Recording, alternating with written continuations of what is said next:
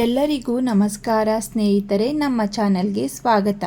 ಇವತ್ತಿನ ಈ ವಿಡಿಯೋದಲ್ಲಿ ಆಗಸ್ಟ್ 10ನೇ ತಾರೀಕು 2026ರಂದು ಸೋಮವಾರ ಪ್ರದೋಷ ವ್ರತವು ಯಾವ ದಿನ ಬಂದಿದೆ, ಯಾವಾಗ ಆಚರಣೆ ಮಾಡಬೇಕು, ಪ್ರದೋಷ ತಿಥಿಯು ಯಾವಾಗ ಪ್ರಾರಂಭವಾಗುತ್ತದೆ, ಯಾವಾಗ ಅಂತ್ಯವಾಗುತ್ತದೆ, ಪೂಜಾ ಶುಭ ಮುಹೂರ್ತಗಳು ಯಾವುವು ಹಾಗೂ ಪೂಜಾ ವಿಧಾನವೇಗೆ, ಹೇಗೆ ಈ ದಿನದಂದು ಪೂಜೆಯನ್ನು ಮಾಡಬೇಕು, ಸೋಮ ಪ್ರದೋಷದ ಮಹತ್ವವೇನು, ಈ ದಿನದಂದು ಯಾವ ನಿಯಮಗಳನ್ನು ಅನುಸರಿಸಬೇಕು, ಸೋಮ ಪ್ರದೋಷ ವ್ರತದ ಬಗ್ಗೆ ಸಂಪೂರ್ಣ ಮಾಹಿತಿಯನ್ನು ಇವತ್ತಿನ ಈ ವಿಡಿಯೋ ಮೂಲಕ ತಿಳಿದುಕೊಳ್ಳೋಣ ಸ್ನೇಹಿತರೆ.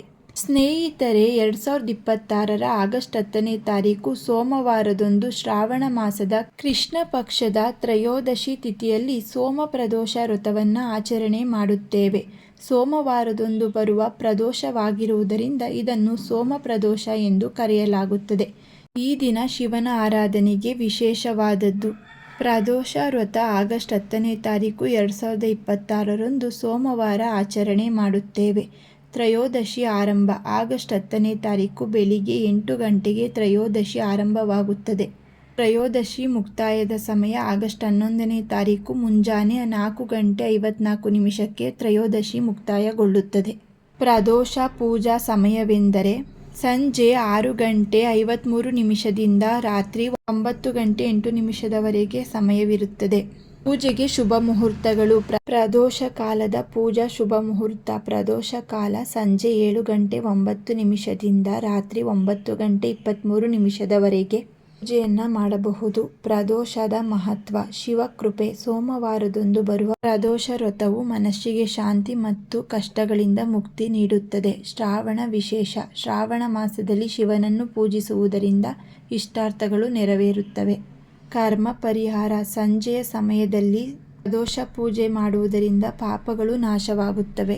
ಸೋಮ ಪ್ರದೋಷ ಪೂಜಾ ವಿಧಿವಿಧಾನಗಳು. ಮುಂಜಾನೆ ಸ್ನಾನ. ಬೆಳಿಗ್ಗೆ ಬೇಗ ಎದ್ದು ಸ್ನಾನ ಮಾಡಿ ಶುದ್ಧವಾದ ಬಟ್ಟೆ ಧರಿಸಿ ಶಿವನ ಧ್ಯಾನ ಮಾಡಬೇಕು. ಉಪವಾಸ. ದಿನವಿಡೀ ಉಪವಾಸ ವ್ರತ ಕೈಗೊಳ್ಳಬೇಕು. ಆರೋಗ್ಯ ಸಮಸ್ಯೆ ಇದ್ದವರು ಹಾಲು ಹಂಪಲುಗಳನ್ನು ಸೇವಿಸಬಹುದು. ಸಾಯಂಕಾಲದ ಸಮಯದಲ್ಲಿ ಪೂಜೆ. ಪ್ರದೋಷ ಕಾಲದಲ್ಲಿ ಸೂರ್ಯಾಸ್ತದ ಸಮಯ ಶಿವನಿಗೆ ವಿಶೇಷ ಪೂಜೆ ಸಲ್ಲಿಸಬೇಕು. ಅಭಿಷೇಕ. ಶಿವಲಿಂಗಕ್ಕೆ ಹಾಲು, ಮೊಸರು, ಜೇನುತುಪ್ಪ, ಗಂಗಾಜಲ ಮತ್ತು ಬಿಲ್ವ ಪತ್ರೆಗಳಂತಹ ಅಭಿಷೇಕ ಮಾಡಬೇಕು. ಮಂತ್ರ ಪಠನೆ. ಪೂಜೆಯ ಸಮಯದಲ್ಲಿ ಓಂ ನಮಃ ಶಿವಾಯ ಮಂತ್ರವನ್ನು ಪಠಿಸಬೇಕು ಮತ್ತು ಪ್ರದೋಷ ವ್ರತ ಕಥೆಯನ್ನು ಕೇಳಬೇಕು. ಸೋಮ ಪ್ರದೋಷದ ಮಹತ್ವವೆಂದರೆ ಸೋಮವಾರ ಬರುವ ಪ್ರದೋಷ ವ್ರತವನ್ನು ಸೋಮ ಪ್ರದೋಷ ಎನ್ನಲಾಗುತ್ತದೆ. ಸೋಮವಾರ ಚಂದ್ರನಿಗೆ ಮತ್ತು ಶಿವನಿಗೆ ಪ್ರಿಯವಾದ ದಿನ.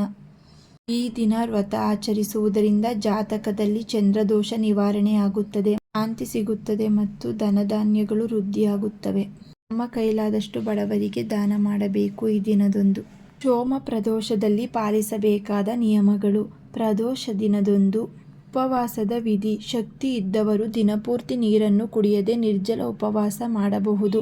ಇಲ್ಲದವರು ಹಾಲು ಹಣ್ಣನ್ನು ತೆಗೆದುಕೊಂಡು ಸೇವನೆ ಮಾಡಿ ಉಪವಾಸವನ್ನು ಮಾಡಬಹುದು.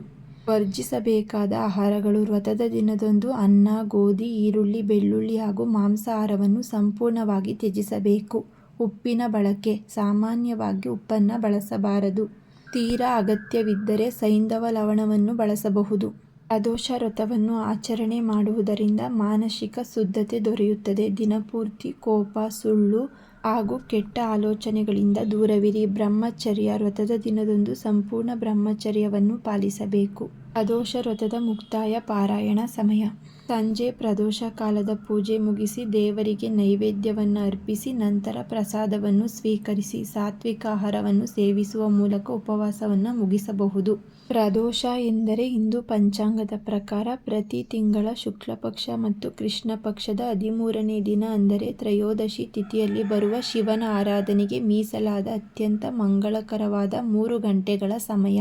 ಭಗವಾನ್ ಶಿವ ಮತ್ತು ಪಾರ್ವತಿ ದೇವಿಗೆ ಪೂಜೆಗೆ ಅತ್ಯಂತ ಶ್ರೇಷ್ಠವಾದ ಸಮಯ. ಈ ದಿನ ಪೂಜೆ ಮಾಡುವುದರಿಂದ ನಮ್ಮ ಇಷ್ಟಾರ್ಥಗಳು ನೆರವೇರುತ್ತವೆ, ನಮ್ಮ ಕಷ್ಟಗಳು ಪರಿಹಾರವಾಗುತ್ತವೆ.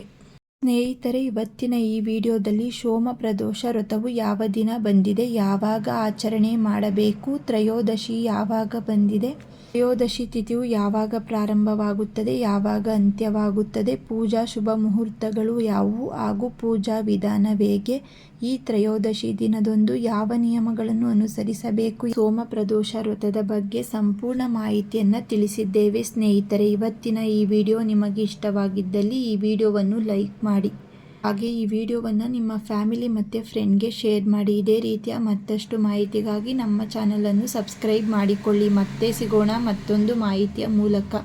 ಎಲ್ಲರಿಗೂ ಧನ್ಯವಾದಗಳು.